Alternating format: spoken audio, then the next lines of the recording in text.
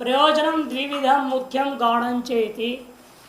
प्रयोजन दो प्रकार का है, एक का नाम मुख्य प्रयोजन है, दूसरा गौण।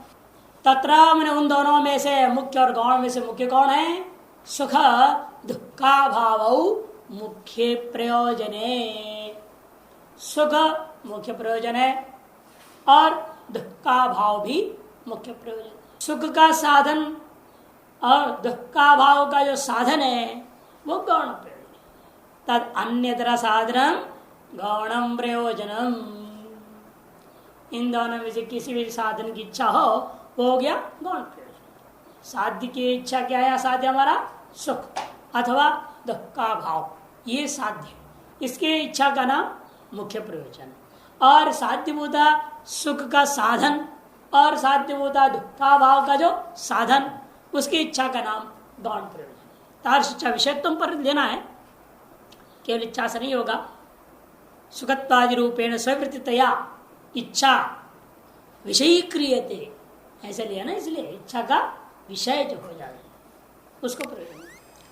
और इनमें से सुख पर विचार में करना है। जब सुख है तो दुखा भाव स्वतः सिद्ध हो जाता है। यदि कई सुख ऐसा है, लेश दुख साथ में रहते हुए भी आपको सुख के कारण से भान नहीं होता। दुख तो शरीर है तो दुख है, ये शरीरम में वो दुख रूपम, शरीर ही दुख रूप है। शरीर है तो दुख है ही, लेकिन शरीर रूपा दुख रहते हुए भी सुख होता है। उस सुख का दृष्टिया शरीर जो दुख रूप है वो गौण हो जाता है। उसको महत्व हम देते नहीं, ध्यान नहीं देते। कभी कभी ध्यान चला जाता है, नहीं तो शरीर दुख रूप है ये अधिकतर लोगों को भान ही नहीं है। और शरीर को बहुत समझते कि यही सबसे बढ़िया सुख का स्वरूप है। और शास्त्रकार ने कहा भी ऐसे कि शरीर माध्यम खलु धर्म साधन, इसलिए भी शरीर के प्रति मोह ममता लोगों को हो गया, ये धर्म का साधन है। और आयुर्वेद वाले कहते शरीर व्याधि मंदिर है, तो व्याधि का मंदिर है, रोगों का मंदिर है। ये सभी शास्त्रकार नहीं कह रहे, कोई शास्त्र लोग कुछ बोल रहे, कोई शास्त्र लोग कुछ बोल रहा है। अपने अपने विवेक के अनुसार आदमी उसको ग्रहण कर लेता है। लेकिन सच्चाई में तो यह है कि शरीर तो दुख रूप है। शरीर है तो सारा झमेला है, शरीर नहीं है तो कोई झमेला नहीं। लेकिन ये सुख शरीर की बात नहीं, सुख शरीर भी समझो, कारण शरीर को भी समझो। शरीर से तीनों रहना, शरीर त्रय ही दुख रूप है। अतः शरीर त्रय रूप दुख का अभाव ही मोक्ष हो गया। तो दुख का भाव ही मुख्य प्रयोजन हो गया। और दुख का भाव अभाव से क्या फायदा होगा? अभाव तो कोई क्रिया या कारक नहीं होता। तब कहा और दुख का भाव का फल रूप क्या होता है? सुख होता है। अतएव सुख ही मुख्य प्रयोजन। और वह सुख पुनः दो प्रकार के, सुखम च द्विविधम सातिशयम निरतिशयम चैति। एक तो सातिशय सुख है और दूसरा निर्दिशय सुख है। इसलिए दूसरे जगह अन्य ग्रंथकारों ने कहा अन्य इच्छा अनधीन इच्छा विषयत्व मुख्य प्रयोजनत्व।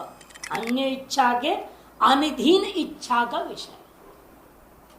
जैसे आपको भूख लगी है तो भूख निवृत्ति की इच्छा के अधीन है भोजन की इच्छा। अब भूख ना लगी हो तो भोजन की इच्छा होगी। इस वजह से भोजन इच्छा हमेशा अन्य इच्छा के अधीन इच्छा का विषय है। अन्य इच्छा के अनधीन इच्छा का विषय मुख्य प्रयोजन होता है, और अन्य इच्छा के अधीन इच्छा का विषय वो गौण प्रयोजन है।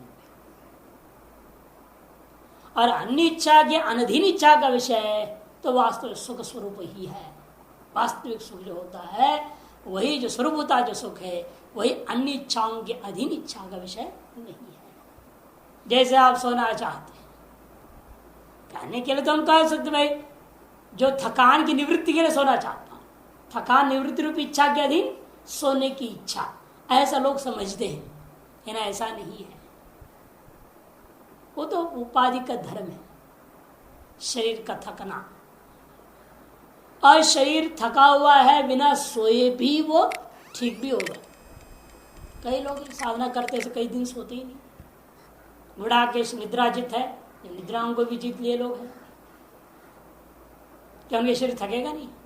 ऐसी बात नहीं। इसे शरीर के थकान की निवृत्ति के लिए ही मैं सोऊं, ये ऐसा ये अज्ञान है। कि वास्तविक सुषुप्ति में आप जाते हैं अपने स्वरूप की ओर जाने के लिए। हर दिन आपको अपने स्वरूप की स्मृति होती है, लेकिन अज्ञान का आवरण आपको यह ध्यान नहीं होने देता है कि मैं अपने स्वरूप की ओर जाना चाहता हूं। ये इच्छा छिप जाती है और आपको क्या दिखता है? शरीर का थकान, मन का थकना, इसकी वजह से मैं सो रहा हूं ऐसा भ्रांति हो जाती है। लेकिन आप जो सोते हो इनके थकान को दूर करने के लिए नहीं सोते हो। आप इंद्रियों को समेटते हो, आप स्वप्न को समेट लेते हो केवल अपने स्वरूप में जाने के लिए। लेकिन अविद्या और अज्ञान ऐसा अपनी महिमा अनादिकालीन विद्या है और आच्छादन रूपा है। वही प्रारब्ध कर्म का मुख्य कारण भी होने के कारण से हम लोगों को वो बोध होने नहीं देता है। इसलिए सती संपत्ति न विदुहु, सत्य में संपन्न होने पर भी हम नहीं जानते कि हम सत्य संपन्न हो गए हैं। उसके लिए हम सो रहे भी हम नहीं जानते। इसलिए अन्य इच्छा के अनधीन इच्छा का जो विषय है वही वास्तविक सुख है। सुख का लक्षण नहीं है, लोगों ने यही कर दिया। इसलिए सुख का लक्षण क्या है? अन्य इच्छा अनधीन इच्छा विषय, ये सुख है। और सुख की इच्छा के अधीन होकर वस्तुओं की इच्छा हम कर रहे हैं, वो गौण इच्छा हो गई, गौण सुख हो गया। सुख की इच्छा से वस्तुओं को इच्छा करते हैं। इसे अन्य इच्छा अधीनी इच्छा का विषय जो है वो गौण प्रयोजन हो जाता है। तत्र सादृश्यम सुखम, सादृश्य को सुख किसको कहते हैं? उन दोनों में से कहते हैं दोनों, मैंने कौन दोनों? सादृश्य, इन दोनों में से सादृश्य सुख कौन सा है? विषयानुषंग जनित अंतःकरण वृत्ति तारतम्य कृत आनंदलेश आविर्भाव विशेष सादृश्य सुख, ये सादृश्य सुख है। विषय का अन्वय व्यतिरेक के जन से जन्य है। विषय का अन्वय व्यतिरेक जन्य है। एक बार दोनों में झगड़ा हुआ, दोनों बहनों में। दो बहनें थी, एक का नाम लक्ष्मी, दूसरे का नाम दरिद्रा। बड़ी बहन है ना दरिद्रा, छोटी बहन लक्ष्मी है। दोनों में झगड़ा हो गया। अब वो कि मैं श्रेष्ठ हूं, मैं श्रेष्ठ हूं। क्यों? दरिद्रा कहती मैं इसलिए श्रेष्ठ हूं, मैं किसी को दरिद्र ना बना दूं तो कोई भगवान का नाम है ना ले तेरा। तेरा नारायण को कौन पूछेगा? लक्ष्मीपति को ना, तेरा भी कोई पूजा करे लक्ष्मी की। दरिद्र को वही तो लक्ष्मी को पूजा करेगा। तो मेरी महिमा से तेरी महिमा बड़ी हुई है, ऐसे बोलती है।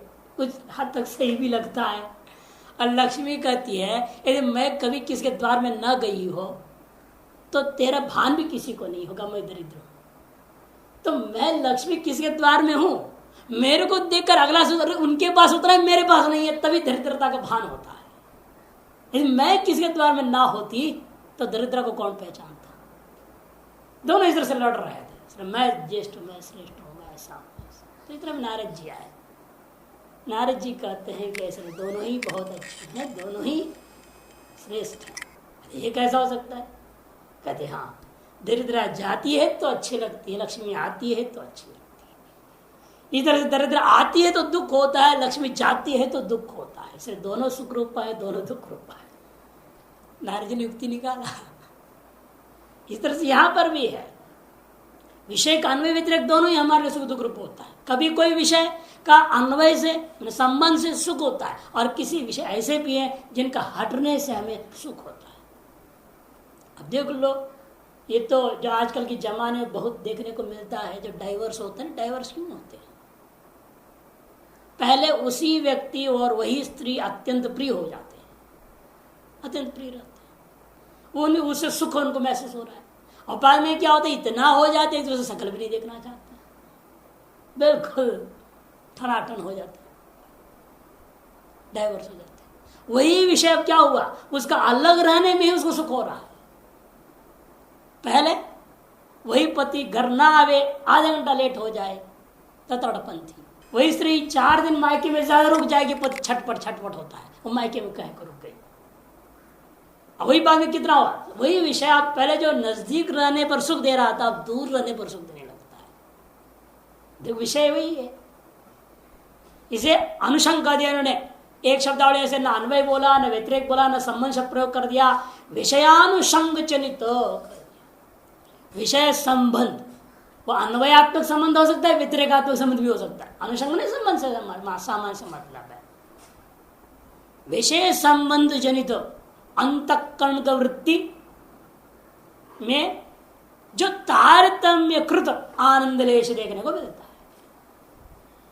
और एक समय देखो हम लोगों को, डायबिटीज वालों को देखिए, एक समय में क्या है, अपना अभिष्ट कोई मिठाई आ जाए तो प्रसन्नता, अरे रसगुल्ला आ गया, बढ़िया मिठाई, राजभोग, बढ़िया मिठाई।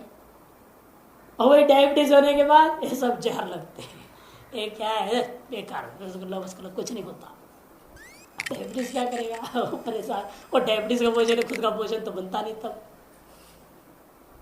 विषय वही, इसे तो अंतःकरण वृत्ति की तारतम्यता कृत आनंद लेश का आविर्भाव विशेष, जो आनंद ब्रह्मानंद है उसी का अंश मात्र सब विषयों में टपका पड़ा है, सब विषयों में है। एक ही ब्रह्मानंद है, वह ब्रह्मानंद ही सभी विषयों में उसी का हिस्सा छिपा हुआ है।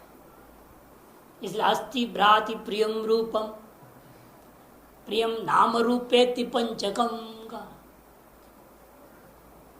वो प्रियता जो हर विषय में दिख रहा है वो आनंद का ही हिस्सा है, स्वरूप का अंश उसका भान होता है। वह आनंद अंश में तारतम्यता है, किसी में कम किसी में ज्यादा है, उसमें तारतम्यता होता है।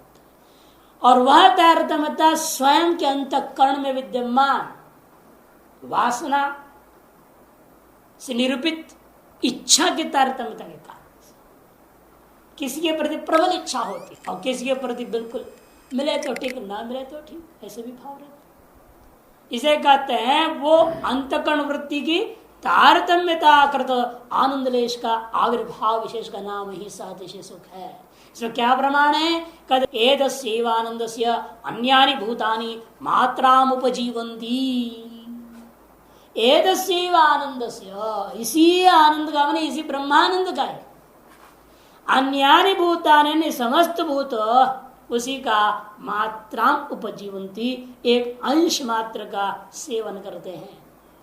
बृहदारण्यक में भी, तैत्तिरीय में भी शायद ऐसे ही है कि आनंद मीमांसा तो दोनों में आता है, आनंद मीमांसा तैत्तिरीय में भी है, आनंद मीमांसा बृहदारण्यक में भी। इधर का हो गया उधर का, या दोनों जगह है, लेकिन शब्दावली हो सकता है ये बृहदारण्यक का हो, ये हो सकता है कि आगे दे रहे हैं तैत्तिरीय का ही दे रहे हैं, आनंदो ब्रह्मेति विजानात्, विज्ञानम आनंदम ब्रह्म दूसरा का दे दिया, तो निर्तिशय सुख के लिए दे रहे हैं निर्तिशय सुखम च ब्रह्मैव, और निर्तिशय सुख क्या है, साक्षात ब्रह्म ही है।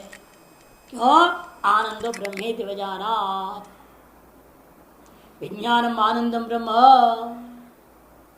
दातुरातिर्परायणम दातुरातिर्परायणम इत्यादि। विज्ञान स्वरूप होता ज्ञान, विशेष ज्ञान। आनंदात्मक ब्रह्म, इसलिए क्या निष्कर्ष निकला, निष्कर्ष है निर्तिशय आनंदात्मक ब्रह्म ही यदि मोक्ष है, फिर तो मोक्ष मानना पड़ेगा। वो आनंद जो निर्तिशय आनंद प्रिय सब पाना चाहते हैं, कहीं सातिशय आनंद पा करके तो दुखी हो चुके, जितने सातिशय आनंद पाए हैं वो तो खोते हैं, एक न एक समय नष्ट हो जाता है। अतः उससे जो आनंद है वो कुछ समय तक ही टिकता है। इसको समझाने के दृष्टांत देते हैं बड़े लोग। जैसे एक बच्चा है, वो देखा उसके दोस्त के पास एक साइकिल हो गया, वो घर में लड़ेगा भिड़ेगा कि मेरे को भी साइकिल चाहिए, दोस्त के पास आ गया। अब माता पिता समझाते भी नहीं मानता है, हट करता है, स्कूल जाना बंद करता है, खाना पीना बंद कर देता है। अंत में चलो भाई एक साइकिल ला के दे देते। जैसे साइकिल मिल गया जरा खुश होता है, इतना आनंदित हो जाता है, लगता है उसको पूरा एरोप्लेन मिल गया, और दिन भर रात भर सड़कों पे जो है साइकिल पर देखो सबको दिखाता है, इतना खुश होता है। और कुछ दिन बाद वही पड़ोसी मित्र स्कूटर ले लिया, वो साइकिल कारण वो दुखी हो जाता, देखो स्कूटर हो गया, मेरे का स्कूटर, बस साइकिल है। साइकिल से क्या होता है, बहुत देर समय लगता है, घर में पूरा लड़ाई झगड़ा, फिर चालू। जैसे जैसा माता पिता स्कूटर दे देते हैं तो फिर स्कूटर दे किक मारे और भागे, किक मारे भागे, बड़ा आनंद हो जाता है। फिर अगला मोटरसाइकिल खरीद लिया तो उसका फिर हालत वही हो गया जो पहले जैसे ही, फिर दुखी। तो विशेष सुखों का यही हाल है, एक चीज आपके पास है, दूसरे के पास दूसरा आ गया तो रोग हम चाहने लगते हैं, फिर दुखी हो जाते हैं। ये जो चक्र है, इसलिए कहते हैं कि ये सातिशय आनंद का चक्र अंत में दुख रूप ही होता है। अतः सभी लोग निरतिशय आनंद ही चाहते हैं। निरतिशय आनंद ही वास्तविक मोक्ष का स्वरूप है। आनंदात्मक ब्रह्मवाप्तिश्च मोक्षः शोक निवृत्तिश्च। इसे आनंदात्मक ब्रह्म की प्राप्ति ही मोक्ष है और प्रतीत शोकों का निवृत्ति भी मोक्ष। कोई कह सकता है ब्रह्म तो पहले से प्राप्त है, ये स्वरूप आपका वही है। शंका उठाएगा, देखिए पूर्व पक्ष स्वयं ब्रह्मविद ब्रह्म पहले अनेकों श्रुतियों से समझा रहा अपनी बात को, बाद में पूर्व पक्ष लाएंगे। ब्रह्मविद ब्रह्म ही भवति तर्तिशोकम मातृदित्या श्रुते है, यही प्रमाण। ब्रह्मविद ब्रह्म ही भवति, इसलिए आनंदात्मक ही मोक्ष, ब्रह्म स्वरूप प्राप्ति ही मोक्ष और शोक निवृत्ति भी मोक्ष। इसलिए कहा तर्तिशोकम आत्मविद्या। न तो लोकांतर वाप्ति ही तज्जन्य वैषयिक आनंदो वा मोक्ष। लोकांतर की प्राप्ति वैकुंठ लोक, कैलाश लोक, स्वर्ग लोक इत्यादि लोकों की प्राप्ति का नाम मोक्ष नहीं है। वो लोग, साकेत लोग, ये सब लोग दुनिया भर लोग बोलते अपने अपने संप्रदाय वाले एक नया नया लोक की कल्पना कर दिया। और जैन के लोकों से पर एक और लोकालोक है, अलोक है। लोकों के ऊपर एक अलोक है, लोकालोक बोलते हैं, वहां जाना होता है मोक्ष के लिए। तो सभी अपनी अपनी कल्पना की है। कहते इसलिए शास्त्र वेदांत सिद्धांत कहता है किसी भी लोकांतर की प्राप्ति का नाम मोक्ष नहीं होता है। अथवा उस लोकांतर विद्यमान तज्जन्य, उस लोकांतर प्राप्ति जन्य जो उस लोकांतरीय विषय का संबंध से होने वाला आनंद को भी मोक्ष नहीं माना जाएगा। क्यों? तस्य कृतकत्वेन अनित्यत्वे, क्यों कृतक है, उसे पुण्यवशात प्राप्त होने वाला है। उपनिषदों के अनुसार जो है कर्म और उपासना दोनों को करने वाला ब्रह्मलोक पर्यंत के सब लोगों की प्राप्ति हो जाती है। केवल उपासना और कर्म सापेक्ष उपासना, कर्म निरपेक्ष उपासनाएं हैं या कर्म समुचित उपासना करता है तो ये सब क्या होंगे? ब्रह्मलोक की प्राप्ति करेंगे। ब्रह्मलोक तक सकल लोगों की किसी भी इच्छा, जो लोग की इच्छा करे वो लोग की प्राप्ति हो जाएगी, ऐसा वर्णन है। अतः क्या है? वो कर्म और उपासना का फल है। अतः कृतक है। कृतक जो होता है वो अनित्य, यद कृतकम तद अनित्यम। अतः मुक्त से पुनरावृत्ति है। ऐसा अनित्य आनंद को पा करके वो जो मुक्त मान रहा अपने आप को, उसकी पुनरावृत्ति होने लग जाएगी।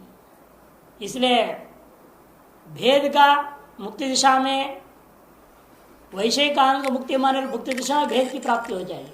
और मुक्ति दिशा में भेद का निराकरण किया, यत्रत्वस्य सर्वम आत्मैव अभूत, ऐसे कह दिया। यत्रत्वस्य सर्वम आत्मैव अभूत तत्र केन कम पश्येत, यावन् मोक्षम तु भेद स्यात् जीवस्य च परस्य च ततः परम न भेदोस्ति भेद हेतोरभावतः। वशिष्ठ स्मृति कहते हैं यावत् मोक्षं तु भेद स्यात्, जब तक मोक्ष नहीं है तब तक भेद। यावत् मोक्षं तु भेदस्य, कौन सा भेद? जीवस्य च परस्य च, जीव और पर का बीच में जब तक मोक्ष नहीं तब तक भेद। जीव और पर का बीच भेद है तो जीवों में भी भेद है, सारा भेद आ गया।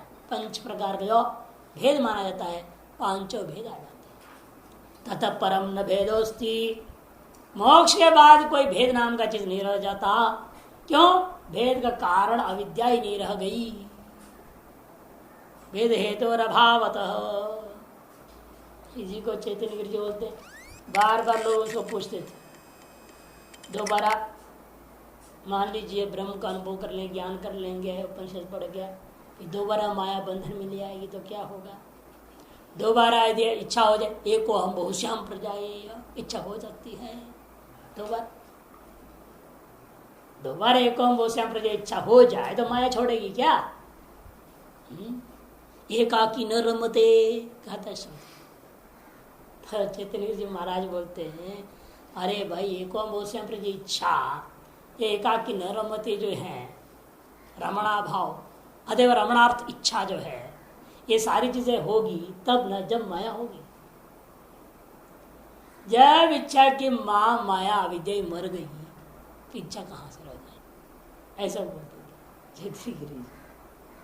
उसके माँ ही खत्म हो गई, जब बार बार जन्म देने वाली थी वो तो खत्म ही हो गई। अब फिर बार बार जन्म कहाँ से होना, किससे होना?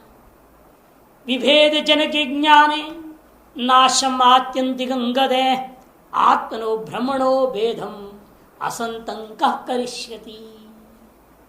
विभेद जनक ज्ञान, विभेद जनक जो ज्ञान था, आम मनुष्य आम ब्राह्मण इत्यादि इत्यादि, वह आत्यंतिकम नाशंगत है। वह अत्यंत जब नाश हो गया तो आत्मा और ब्रह्म का बीच में जो कभी नहीं रहा, ऐसा भेद को कौन पैदा कर सकता है?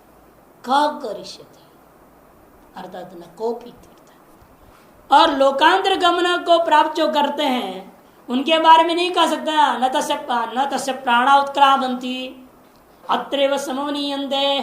ये कैसे कहें समवलीयन्ते भी पाठ है।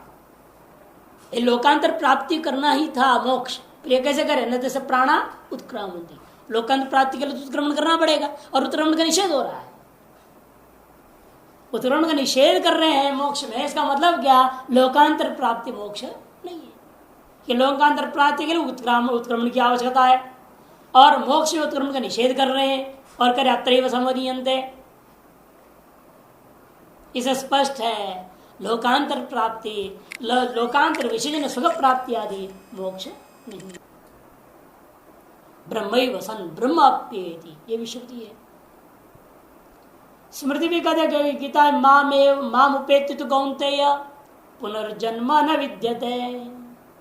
विष्णु पुराण में बहुत सुंदर श्लोक आया, एकाकिनः सदा ब्रह्म ध्यायिनो योगिनो हि ये तेषां तत्परमं स्थानं यद्वै पश्यन्ति सूरयः। एकाकिनः, ये एकाकिनः, जो लोग एकाकी रहने को पसंद करते हैं, एकांतवास पसंद। एकांतवास क्या है ये भी समझना बड़ा जरूरी है। एकांत लोग को समझते निर्जन प्रदेश, ऐसा व्यक्त किया है कई जगह। रहस्य स्थित की व्याख्या क्या किया? निर्जन प्रदेश। हम निर्जन प्रदेश कौन है? जाबाल उपनिषद इन बातों को बहुत सुंदर समझा। वाराणसी क्या है, सारी चीजों को बहुत सुंदर वर्णन किया। वारणा नाम की नदी कौन है, असी नाम की नदी कौन है, उसका बीच का विमुक्त क्षेत्र कौन है, वहाँ विश्वनाथ मंदिर कौन सा है, विश्वनाथ शिव जी, सब वर्णन किया। वहां पर आते एकाकिना रहस्य सीता की व्याख्या करते हैं। एक शब्द से अकिनच प्रत्यय होता है। एकाकिना में एक शब्द से अकिनच प्रत्यय होता है। एक एव इति एकाकिना ना, भेद भेद रहित हो। भेद रहित होने का मतलब क्या होगा? वृत्तियों में भेद नहीं रहना चाहिए, वृत्तियों में एकाग्रता। और उसी की परीक्षा सुखदेव महाराज की परीक्षा किया वो जनक ने। एक कटोरी पानी दिया, आगे पूरे में घूम के आओ, मार्केट बाजार लगी हुई थी उस दिन, और सुंदर लड़कियों को छोड़ दिया, जाओ उसका पीछा करो, तंग करो इसको चारों तरफ से, और हाव भाव करे, उल्टा सीधा बोले, कभी धक्का देने जैसा करें। वैसे भी बाजार भीड़ है, हो हल्ला है, उस बीच में एक कटोरी का एक बूंद पानी नीचे नहीं गिरना चाहिए और घूम के आ जाओ। और कटोरी में पूरा पानी भरा है, ये नहीं कि आधा कटोरी, एक कदम गलत पड़ जाए छलक के पानी नीचे गिर जाएगा। कितनी बड़ी परीक्षा थी। वहां चलो को परीक्षा करो तो भाग जाए सारे, बल्कि उल्टा आज भी चेड़े गुरुओं की बहुत परीक्षा लेते हैं और प्री कंडीशन रखते हैं, हम आपके यहाँ आएंगे तब जब आप हमको ये सुविधा देंगे, नहीं तब नहीं आएंगे। धमकी एक तरह से। बड़ा विचित्र है, कितना कलयुग का महिमा है। देखो ये कलयुग का प्रभावी तो है। अब बेचारे आजकल गुरु लोग भी सोचते चलो अच्छा कंडीशन रखी, एक तो आया मुल्ला कोई पढ़ने को, नहीं तो शास्त्र लोप हो रहा है, चलो इसकी भी बात मान ले और पढ़ा दे इसको, तब भी वो बाज नहीं आते। बहुत मुश्किल काम। एकाकी नहा सदा ब्रह्म ध्याय रहो, और स्पष्ट कर दिया क्या है वो? सदा ब्रह्म ध्याय। एकाकी का मतलब व्याख्या है एक तरह से ब्रह्म ध्यान। और ब्रह्म ध्यान कौन कर सकता है? योगिनः, जो इंद्रियों का सम्यक संयम किया, जो चित्त की वृत्तियों का निरोध किया है, अर्थ संसार की ओर भागता हुआ चित्त को रोका है और ब्रह्म स्वरूप की ओर उसको दौड़ाया है, वही योगी जो ऐसा होंगे तेषाम उनके लिए रिजर्व है। वो कौन सा? तत्परमम स्थानम, वह परम स्थान जो है विष्णु हो परमम पदम जो कहा गया है। ये द्वै पश्यंत सूर्या, जिन्हें महान ज्ञानी पुरुष लोग ही अनुभव कर पाते हैं, वह उनको प्राप्त होता है। इस प्रकार से ब्रह्म ध्यानी ब्रह्मध्यायी वह ब्रह्म ही हो जाते सब कहा करके लोकांतर की प्राप्ति रूपा मोक्ष खंडन श्रुतियों में, स्मृतियों में, पुराणों में सब जगह मिलता है। इसे निरस्त समस्त क्लेश का अभिव्यक्त परिपूर्ण आनंद स्वरूपता आत्मा जीव के अपना स्वरूप से अभिन्न भूत ब्रह्म ही वही मोक्ष होता है। ब्रह्म ही मोक्ष है। इतिहास प्राण से सिद्ध हो गया और वह शोक निवृत्ति का कारण भी हो गया। और पहले बोल चुके हैं शोक निवृत्ति शोक ध्वंस कहाँ है? वो अधिष्ठान स्वरूप ही कह दिया था। इस घट ध्वंस क्या है? कपाल रूपा, कपाल स्वरूप से भिन्न तो है ही नहीं घट ध्वंस। तथा शोक ध्वंस भी ब्रह्म स्वरूप से भिन्न है नहीं, अधिष्ठान से भिन्न नहीं होता। ये पहले से कर वो शंका उठा रहे, देखो ननु तन्मते भी आनंद वाप्तिर अनर्थ निवृत्तेश साधित्व तुल्य दोष। कदे आपके मत में समान दोष आएगा, क्योंकि यहाँ पर हमारे लिए ना लोकांतर प्राप्ति कृतक है, अनित्य, पुनरावृत्ति हो जाएगा। क्षीणे पुण्य मूर्ति लोक विशंति, तो ये आपके मत में भी है। आपने कहा ब्रह्म की प्राप्ति, जो प्राप्त किया जाता है वो खोया भी जाता है। और शोक की निवृत्ति ये भी क्रियाजन्य है, तब तो फिर वो भी साधी हो गया। जो साधी है वो शांत भी होगा, इसे बराबर दोष हो गया। लोकांतर प्राप्ति में जो दोष है वही दोष ब्रह्म प्राप्ति में भी है, इसे तुल्य दोष। और इस अनादि कहोगे पहले से मुझे प्राप्त है, फिर मोक्ष के उद्देश्य करके श्रवणादि क्यों करेगा कोई?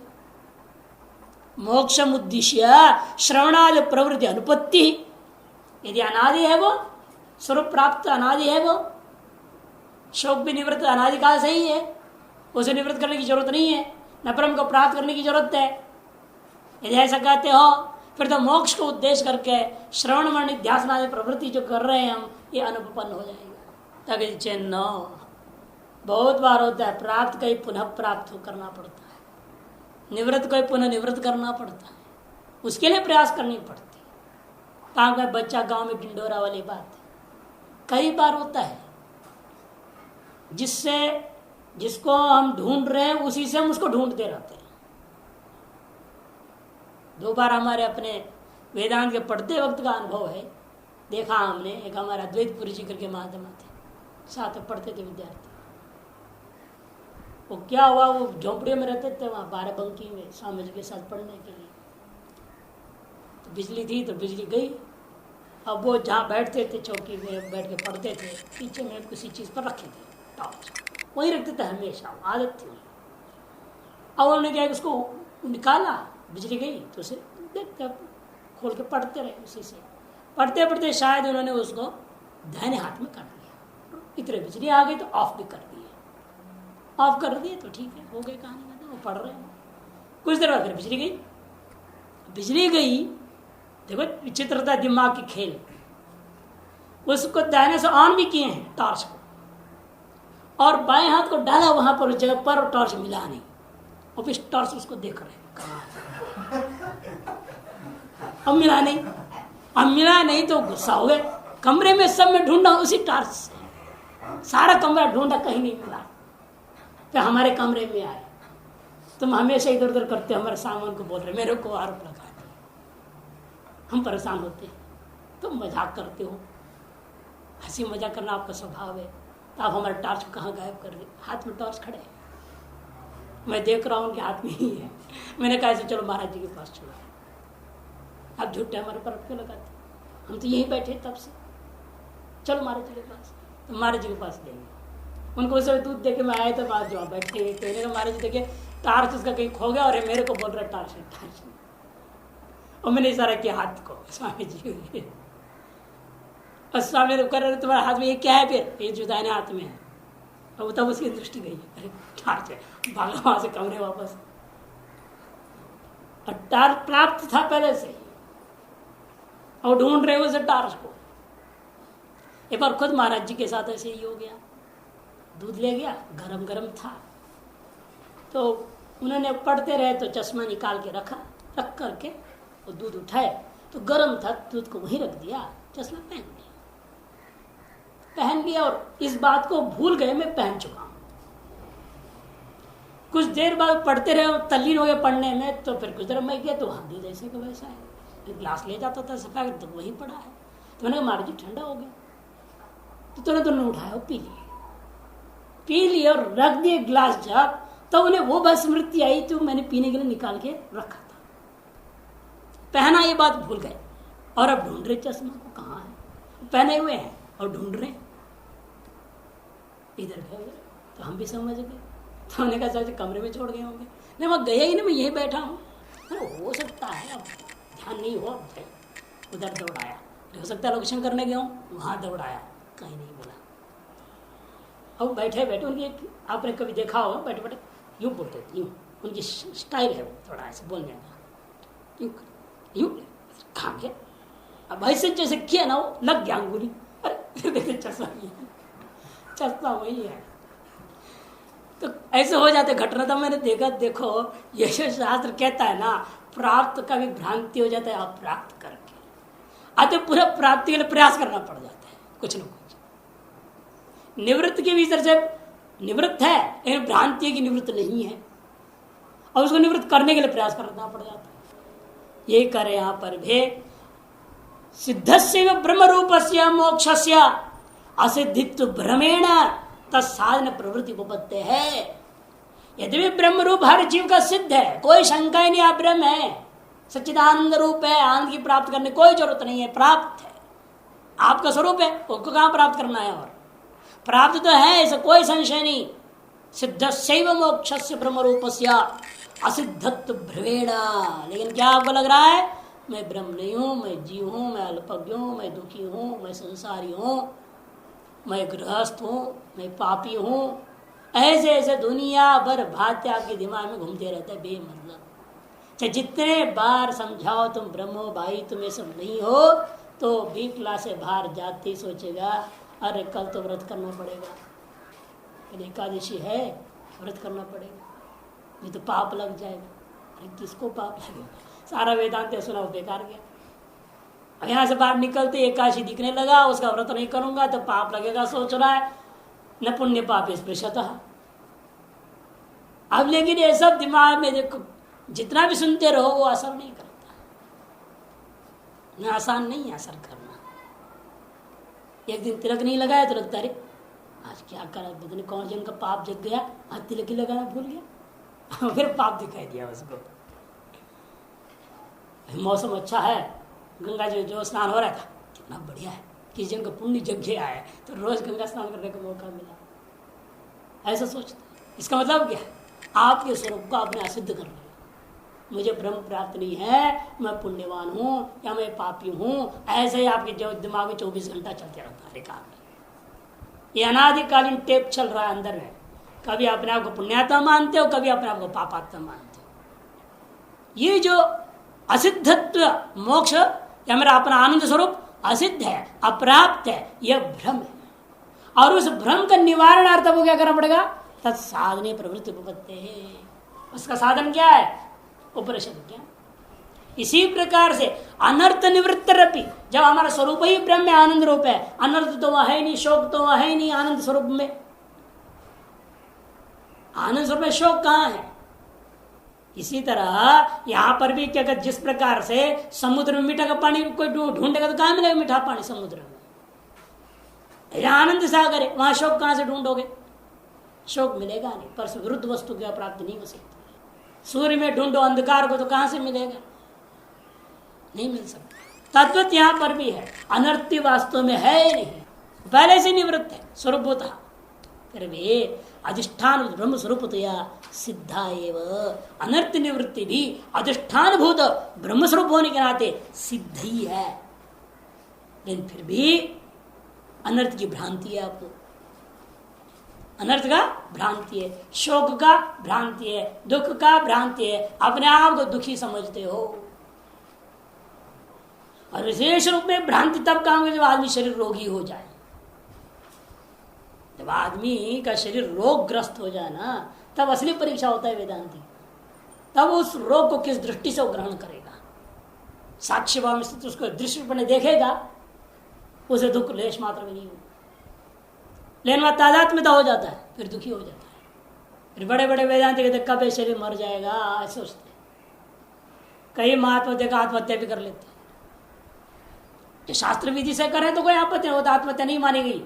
शास्त्र ने कहा है सन्यासी के लिए, यदि आपके शरीर अपने साधना, अपने वेदांत चिंतन मनन स्मरण के लायक नहीं रह गया, अर्थात आपके शरीर के ये जर्जरीभूत हाल हो गया, ऐसी बीमारियां आ गई जिससे अब चित्त वृत्ति अखंडाकार नहीं हो रही है, तो क्या करना है बोला उन्होंने, जाओ पहाड़ पे चढ़ जाओ और कूद जाओ। वो नहीं कर सकते हो तो जाओ गंगा जी में सीधे चले जाओ, बह जाओ, अपने आप मर जाएगा शरीर। हिम्मत है तो अग्नि जलाओ, अग्नि के अंदर घुस जाओ।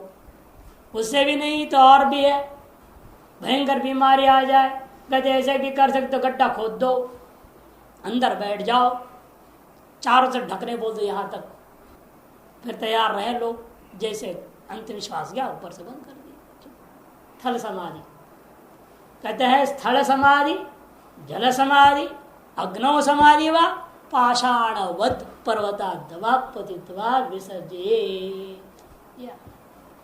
चार प्रक्रिया बताई। तो आत्महत्या नहीं है, वो साधना शरीर से नहीं हो रही है। जिस वेदांत चिंतन के लिए शरीर बनाया, प्राप्त है, समझा और उसके आधार पर चल रहा है, वो वेदांत आदि चिंतन और साधना नहीं कर पाता है जिस शरीर से, उस शरीर को रखने का कोई मतलब नहीं। क्यों उसके लिए सेवा करना है वो शरीर का, तो छोड़ देता है। ये नहीं समझना है अन्यों को अधिकार, जब या तो ये करना है तो फिर संन्यास धारण करना पड़ेगा। संन्यास विधि अपनाओ, विधिवत संन्यास ग्रहण करके तब शरीर को छोड़। ये याद डोंगरे महाराज जी का हुई, जब आतुर संन्यास उन्होंने लिया शुक्ताल में, उसको आतुर संन्यासी बोलते हैं, तब शरीर छोड़ दिया। तो कहते हैं कि भाई लेकिन लोके पे, कहते दृष्टांत दे रहे, लोक में भी ऐसे देखा, प्राप्त का पुनः प्राप्ति के लिए प्रयास, परिहरित का पुनर्परिहार के लिए प्रयास करते हैं, लोक में भी ऐसा होता हुआ देखने को मिलता है। दृष्टांत से समझा रहे, लोके भी प्राप्त प्राप्ति परिहृत परिहार प्रयोजन तुम दृष्टमेव, प्राप्त की पुनः प्राप्ति के लिए को प्रवृत्ति होना वह प्रयोजन रूप में देखने को मिला, परिहृत को पुनः परिहार करना भी प्रयोजन है, ऐसा लोक में भी देखने को मिलता है। यथा हस्तगत विस्मृत सुवर्ण आदो, हाथ में क्या है, सोना लगा हुआ है, अंगूठी उंगूठी कुछ पहना है, जो भी है, लेकिन वो भूल गया, विस्मृत हो गया पहना हुआ। फिर बाद दूसरे ने कहा जाता हस्ते स्वर्णम, यदि आप्तोपदेशात, आप्तोपदेश से अप्राप्त के समान अप्राप्तम इव प्राप्त। अप्राप्त था क्या वो पहले से, हाथ में तो पहले से ही वो प्राप्त था पहले से ही, लेकिन भ्रांति भी अप्राप्त है। तो आप पुरुष कथन करो, उसको ध्यान आ गया, अरे मैं पहना हुआ हूं। सुवर्ण मिथ्याप्तोपदेशाद अप्राप्तम इव प्राप्त होती, यथा वा वलयित चरणायाम सृजी सर्पत्व भ्रमवतः। अथवा कोई पैर है, पैर में वो पायल पहनते हैं ना लड़कियां, और वो पैर क्या हो गया, आपस में सोए सोए में बंध गया, वो है ना, आपस में लॉक हो गया।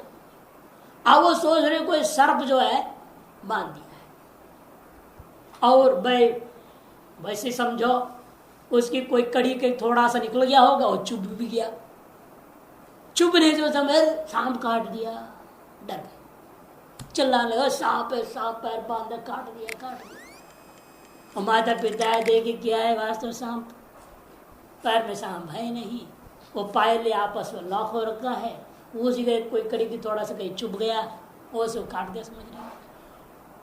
सर्प पहले से परिहृत सर्प था ही, लेकिन उसका परिहार करना पड़ा, माता पिता तो बोलना पड़ा, नहीं है सर्प नहीं है, तुम्हारे पायल आपस में बंध गए। कहते यथावा वलयित चरणायाम सृजी सर्पत्व भ्रमवतः, पैर वलयित हो गया, आपस में बंध गया। किसे? पैर में पहनने वाला एक माला जैसा ही है ना, वो भी गोल होता है सृजी। सर्पत्व की भ्रांति हुई। पुंसो सर्प ब्रह्मतः पुंसो नायम सर्पेति। अथवा किसी पुरुष को ही ले लो, कोई माला उलाती, वो उसका पैर में फंस गया, और वो माला पैर में फंसा पड़ा है, जबते जबते सो गया होगा, माला वहीं पड़ी थी, वो पैसे कैसे पैर में फंस गया माला, वो सोच रहा है कि वो सांप बांध दिया। तो पुंसा कदर इस लड़की का दृष्टांत ना लगे, पुरुष ने नायम सर्पेति आप्तवाक्यत। और इसमें कोई आप पुरुष ने कहा भाई सांप संप नहीं बांधा है, तेरे ही माला तेरे को फंसाया है। परिहृत से सर्प से परिहार प्रसिद्ध।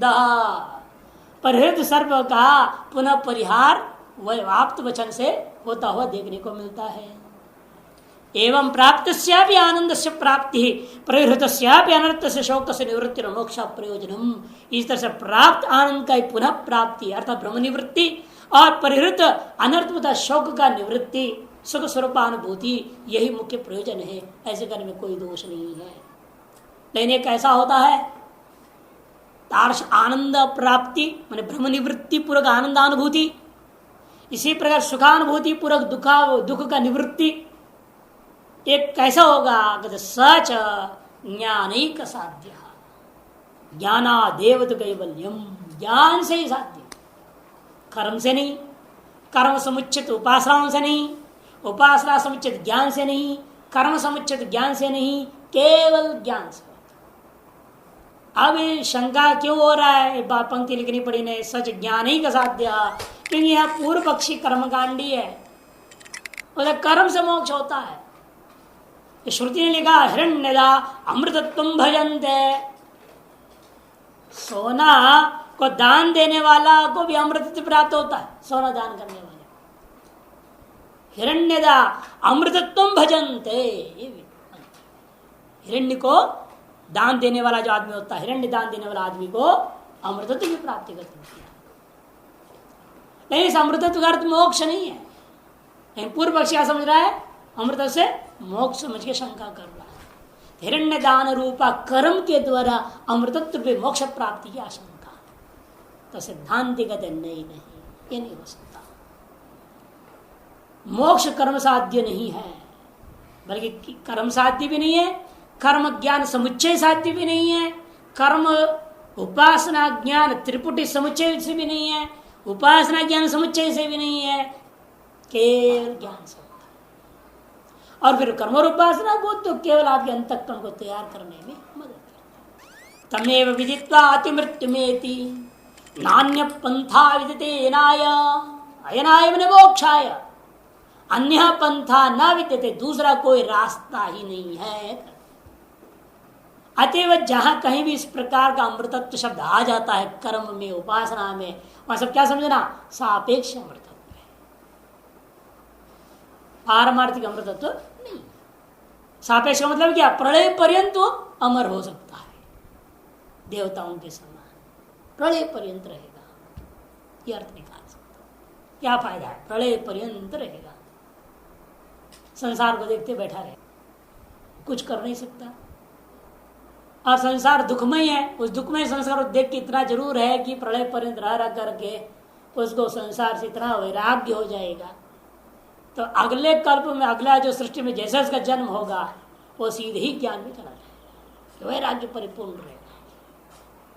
परीक्षा लोकान कर्मजिता निर्वेदम आया, स्वकर्म ऐसा था उसका, तो प्रलय पर्यंत उसको स्थायी बने रहना पड़ गया। और उसकी इतनी योग्यता रहती है, ऐसे जो है प्रकृति ले लोगों का, प्रकृति में सारा वस्तु को देखने की योग्यता रहता है क्या हो रहा है। जब आपको सारी दुनिया, अब यही एक आश्रम में कुछ इधर उधर कोई बातें हो जाए, देख करके आपको वैराग्य हो जाता है। सारे संसार में क्या हो रहा है देखने को आपको अवकाश दिया जाए, मिनटों में आप भाग जाएंगे वहां। देख क्या है, बबाल है, संसार है, कहेंगे संसार ऐसा होता है। अभी आपको पता नहीं ना, घर घर की कहानी है ना, हर चूल्हे की हाल क्या जाना है कोई, आपको अपने चूल्हा का भी हाल सही ज्ञान नहीं है। यदि आप हर चूल्हे की ज्ञान हो जाए, हर घर का ज्ञान हो जाए, हर आश्रम के हाल चाल का ज्ञान हो जाए, यह आदमी तो एकदम विरक्त हो जाएगा। कभी कुछ नहीं चाह सकता। अभी तो अंदर चाह है ना, मैं ये बन जाऊं, वो बन जाऊं, ऐसा कर दूं, वैसा कर दूं, क्योंकि अभी जानता नहीं। वो सब जिनके पास है उनको देखो क्या है वहां। आप मंडलेश्वर बनना चाहते, जो मंडलेश्वर बने पहले उनको तो देखो क्या है उनका हाल, तब पता चलता है कि क्या ये सब बेकार झंझट है। लेकिन एक बात हो तो कई लोग बोलते हैं मुझे नहीं भंडारी नहीं बनना, कुठारी नहीं बनना, पुजारी नहीं बनना, महंत नहीं बनना, मंडलेश्वर नहीं बनना, आचार्य नहीं बनना, कुछ नहीं बनना बोलते हैं। लेकिन अंदर से पूरा वो सारा करते ही वही काम जो भंडारी पुजारी कुठारी का काम करते। बाहर से कहते मुझे नहीं चाहिए, मुझे है ना, जैसे नौजवान लड़का होता है ना, क्या बोलते हैं शादी नहीं करते, शादी नहीं करते। लड़कियां भी शुरू में बोलती नहीं शादी नहीं चाहिए, क्या है सब बवाल होता है, ऐसे होता है, ऐसे होता है, ऐसे होता है, वहां देखो यहाँ देखो, उल्टा माँ बाप को उपदेश देते रहे। समय आ गया तो फंस जाता है गाड़ी। बहुत कठिन काम है।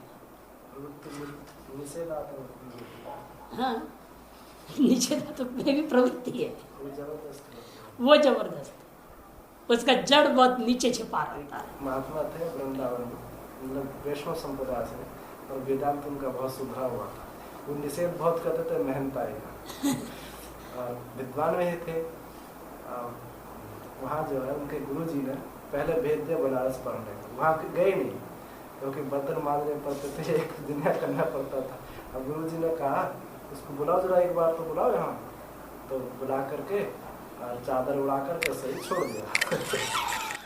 मान तो गए, भैंस हो गए। अब तो बात पक्के भैंस हो गए बड़े। हम बात करते बोले तो महाराज अपराध हो गया, भगवत अपराध। वही अब सबसे बड़ा अपराध था, बहन तो रात दिन निषेध करता था। निषेध का पीछे वासना बनी हुई थी उसका, वही प्रवृत्ति का कारण बन जाता है। जिस माया का जो मिथ्यात्व बोलते रहे बार बार शंकराचार्य, अंत इस माया का भी पूजा करनी पड़ी शंकराचार्य को। माया पंचकम लिख दिया, देवी स्तोत्रों की तरह लिखे, क्या क्या नहीं किया। इसे निषेध करने से पीछे भी सोचना पड़ता है कि निषेध जो कर रहे हैं उचित है या नहीं, करने की जरूरत क्या, बस आप उसके अनुरूप जीवन व्यतीत करो। अब बाहर से निषेध कर रहे हैं, इसका मतलब भीतर से गड़बड़ है। नियंत्रण सब पर रखना है, और कहने के लिए मुझे कुठारी नहीं बनना है तो फिर को नियंत्रण कर रहे हो भाई साहब। अपने आप में व्यस्त रहो, अपने काम से मतलब रखो, अपनी जो सेवा उसे मतलब रखो, दूसरों में दखल मत करो। दखल करने में तो कुठारीपना है ना, वो संस्कार है, इसे दखल कर बहुत कठिन है। सब साधना में जीवन कठिन हो जाता है। इसलिए अप्राप्त की प्राप्ति, प्राप्त का पुनर्परिहार, प्राप्त का पुनः परिहार के लिए ज्ञानी एकमात्र साधन होता है। अच्छा, कर्म से उपासना से ये सब से अंतःकरण शुद्धि होती है। लक्ष्य अंतःकरण शुद्धि ही होना चाहिए कर्म और उपासना का। और परम लक्ष्य तद्वारा ज्ञान की अनुभूति मोक्ष होना चाहिए। अच्छा, प्रलय पर्यंत स्थायी स्वर्गादि फल के अभिप्राय से ही अमृतत्व शब्द को जगह जगह प्रयोग किया गया है, ऐसे समझना चाहिए। अज्ञान निवृत्ति ज्ञान के साथ नियमाच, और सबसे बड़ी बात है अज्ञान की निवृत्ति ज्ञान ही कर सकता है, कर्म या उपासना नहीं कर सकता। बल्कि कर्म और उपासना का जड़ ही अज्ञान है। ये कर्माधिकारित्व में आवश्यक भूता जो गुण है वो अविद्याजन्य है। कर्तृत्व चाहिए, भोक्तृत्व चाहिए कर्म करने के लिए, उपासना करने के लिए भेद बुद्धि चाहिए, वो भी अविद्याजन्य है। भेद में तो उपासना होगा, उपास्य उपासक भेद है तभी तो उपासना होगी। इसलिए कर्म और उपासना का मूल बीज अविद्या है, खुद अज्ञान है। और अज्ञान स्वयं का निवर्तक कहां से हो जाएगा? कर्म से और अज्ञान मजबूत हो सकता है, उपासना से अज्ञान का प्रसर पर मजबूती में जम जाएगा, भ्रांति और मजबूत हो जाएगा। इसे लक्ष्य संकल्प में अंतःकरण शुद्धि, ईश्वर प्रीति, प्रसन्नता इत्यादि करने से क्या होता है? वे कर्म और उपासना बंधन का कारण नहीं बनते, अंतःकरण शुद्धि का कारण बन जाता है। नहीं तो वास्तव में अज्ञान का निवर्तक कौन है? अज्ञान निवृत्ते ज्ञान एक साध्यत्व नियमाच्च तच्च ज्ञानम ब्रह्मात्मैक्य गोचरम। वह ज्ञान में कौन सा ज्ञान? केवल ब्रह्म ज्ञान से नहीं होगा, जीव ब्रह्म ऐक्यता का ज्ञान, ब्रह्म आत्मा ऐक्य ज्ञान विषय। भगवत प्रीति या भगवत प्रीति या भक्ति तो लक्ष्य हो सकता है। अंतःकरण शुद्धि क्या संकल्प होगा उसका? क्यों नहीं? अंतःकरण शुद्धि करेगा तो भगवत प्रीति ना। भगवत प्रीति की कोई जरूरत नहीं है। भगवत प्रीति का भी अंतिम नतीजा अंतःकरण शुद्धि है। उसे सीधा अंतःकरण शुद्धि क्यों नहीं करो? तो नहीं है, तो एक ही चीज। तो फिर पर एक जैसे कि मैं अंतःकरण शुद्धि के लिए ही अंतःकरण शुद्धि करना चाहता हूँ भगवान का जब ध्यान जो भी करना। एक बात ये है, एक है कि उनसे प्रेम करना है। तो नहीं, उनसे तो प्रेम करेगा, में अंतःकरण शुद्धि उनसे प्रेम में खतरा है ना, उसे भेद दृढ़ हो सकता है। अनेकों भागवतों की कहानी भेद दृढ़ हुआ, अभेद बुद्धि नहीं आती है। पर संसार से तो हटेगा ना। संसार क्या फायदा हुआ फिर भी? यही तो कहते ना, सगुण साकार का पैंट सूट बूट बटन सटन बन के भी क्या फायदा? अब परमात्मा का तुम एक अवयवी तो बन जाओगे। नहीं, उसको लक्ष्य नहीं रखेंगे, पर संसार से हटने के लिए। यही तो है ना, लक्ष्य नहीं भी रखेंगे, अल्लाह वही वहां वही प्राप्त होना है वहां। इसे लक्ष्य पहले सही होगा तो उसी को प्राप्त तो हम करेंगे। से लक्ष्य में मेन जो शास्त्रों को पढ़ना क्यों है? हमारा लक्ष्य परिपक्व हो जाए। अज्ञान सर्वाणि कर्मणि ज्ञाने अंत में परिसमापित कहा गया। तो तब तभी ना, जब हमारा लक्ष्य ज्ञान होगा तब ना वहां कर्म समूह में परिसमापित है। नहीं तो जो फल उसका फल जो वो हो देगा। जब तक हम उसको, जैसे स्वाभाविक जल प्रवाह है, जब तक उसको हम परिवर्तन करने प्रयास नहीं करेंगे, ऐसे करते रहो, छोड़ दोगे तो अपने लक्ष्य में ही जाएंगे। उसका अपना जो है कर्म का जो फल हो वही वो देगा। उसको हमें परिवर्तित करना पड़ेगा, उसका रास्ता दिखानी पड़ती। नहीं, तुमको वो नहीं दे, कर्म को बना है, तुम वो फल नहीं दोगे, ये फल दोगे। नहीं तो उसका अपना जो निश्चित फल है, विहित फल है, वही मिलेगा। तच्च ज्ञानम ब्रह्मात्मा की गोचरम।